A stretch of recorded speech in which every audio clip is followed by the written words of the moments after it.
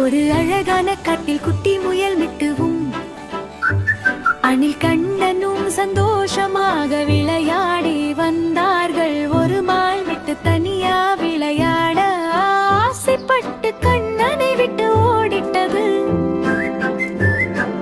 அப்போ திடீர்னு விட்டு ஒரு பள்ளத்துல விழ போயிடுச்சு. மிட்டு அம்மா காப்பாத்துங்கன்னு கத்துச்சு. உடனே கண்ணன் ஓடி வந்து கொடிய பிடிச்சு மிட்டுவ மேல